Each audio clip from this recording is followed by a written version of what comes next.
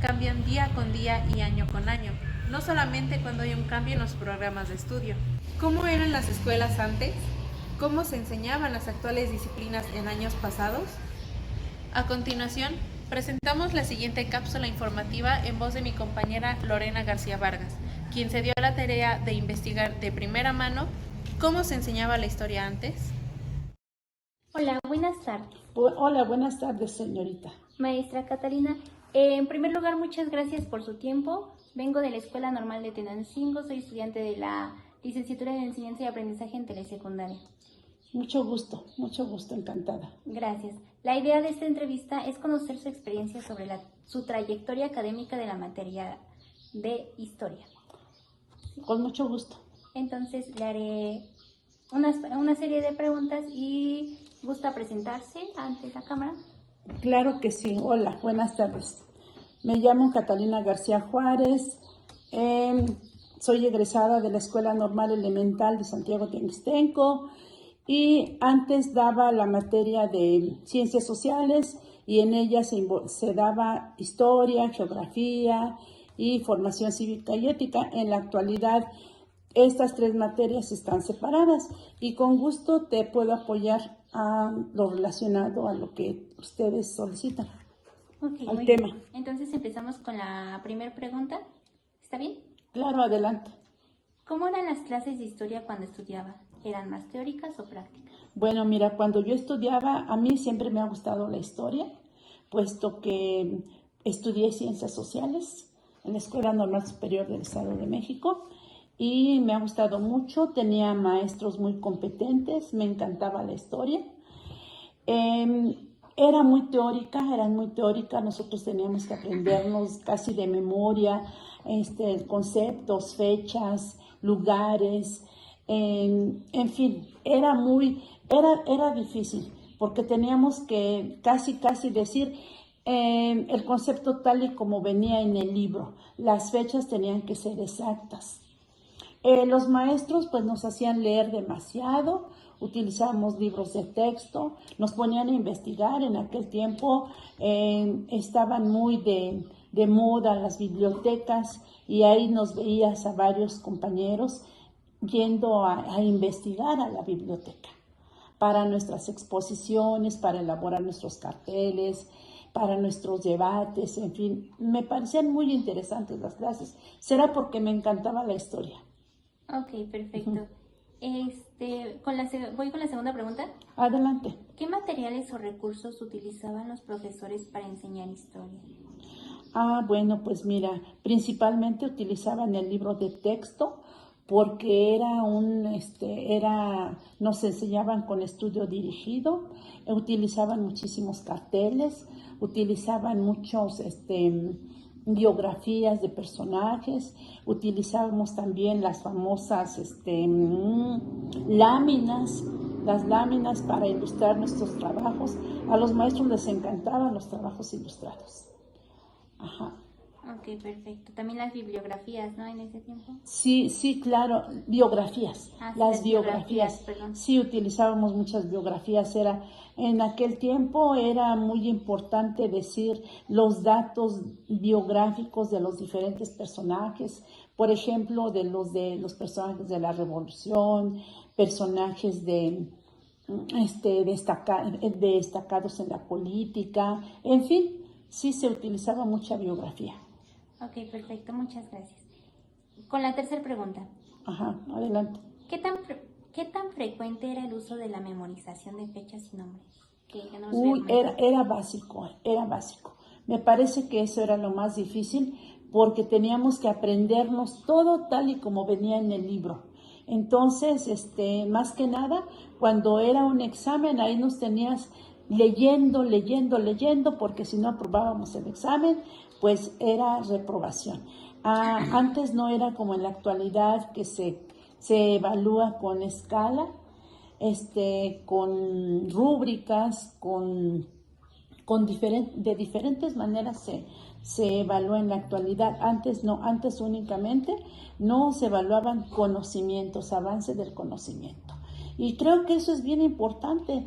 Hasta la fecha yo todavía recuerdo porque En la actualidad a los chicos se les pone, se les da historia, pero como que nada más lo toman muy a la ligera y les pregunta uno al rato por ejemplo, ¿por qué estamos festejando el 16 de septiembre? Y muchos no saben por qué estamos festejando el 16 de septiembre. Sin embargo, nosotros teníamos que aprender personajes, el acontecimiento, el lugar, en fin, era muy interesante. Ok. Continuamos entonces con la cuarta pregunta. Adelante. ¿Qué temas históricos eran los más importantes en su formación? Bueno, pues empezamos desde la prehistoria. Posteriormente, pues nos hablaban mucho acerca del feudalismo, nos hablaban mucho de la Edad Media, de la época colonial, de la independencia, de la independencia de México, de la Revolución Mexicana, de la Primera y Segunda Guerra Mundial. Esos temas eran muy importantes y se trataban a veces con mucha profundidad. Por ejemplo, hablemos de la época colonial, nos hablaban desde cuando llegan los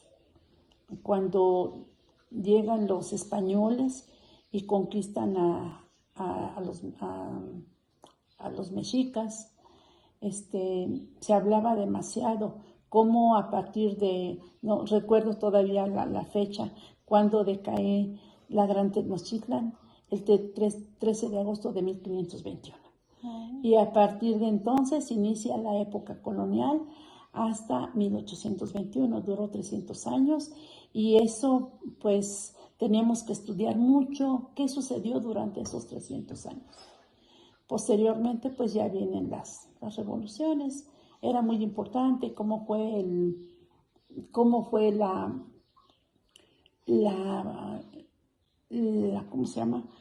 Cómo fue el gobierno después de la independencia de México, cómo fue el porfiriato, cuántos años dura, en fin, temas muy importantes, Okay. Que sí, a veces nos agradaban, pero a veces nos aburrían.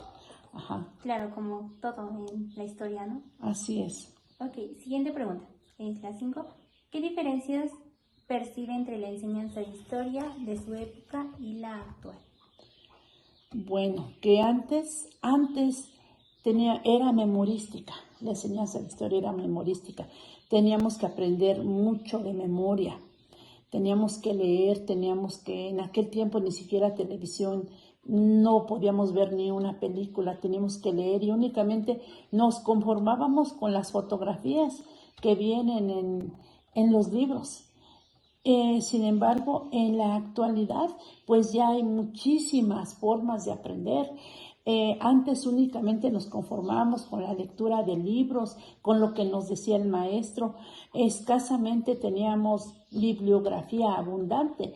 En la actualidad, ya quien quiera aprender, aprende. Hay muchísimas formas. Los niños pueden aprender, basta comprender la televisión y saber darle una buena utilidad. Pueden encontrar diferentes documentales con imágenes, con fechas exactas. Y en fin, hay muchas formas de aprender. De esa manera, los chicos pueden hacer un análisis de si realmente lo que está diciendo la televisión es cierto.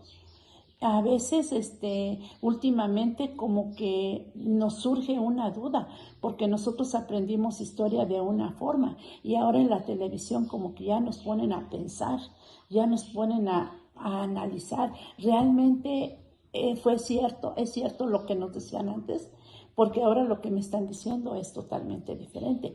En la actualidad, existen bastantes evidencias históricas, existe el pensamiento crítico, podemos ser empáticos con lo que dice en los documentales, con la información que encontramos, pero siempre, pues más que nada viene el análisis de los diferentes acontecimientos, porque pues sí realmente nos han hecho dudar de cómo nos enseñaron antes y cómo es ahora. A muchos en la actualidad veo que los chicos dicen, ¿a quién le interesa la historia? Como que ya ellos ya no les gusta, ya no quieren saber nada. Lo que ellos quieren saber es qué está pasando en la actualidad y qué va a suceder en el futuro. Sí, entonces muchos ya no les interesa la historia. Por eso les llegan a preguntar a sus papás, oye hijo, ¿y qué estamos festejando el 5 de mayo? A ver, ¿y por qué el 5 de mayo? No, pues no sé. ¿Y qué se festeja el 17 de septiembre? No, pues no, tampoco no sé. ¿Por qué? Porque los chicos como que ya no les interesa mucho. Sí. Ya tienen diferentes temas que aprender, menos historia. Háblales de todo menos de historia, porque a ellos no les gusta memorizar. No están formados para memorizar. Ellos están formados para analizar y para criticar. Se está procurando el pensamiento crítico. Exacto, sí, muy bien. La última pregunta dice así.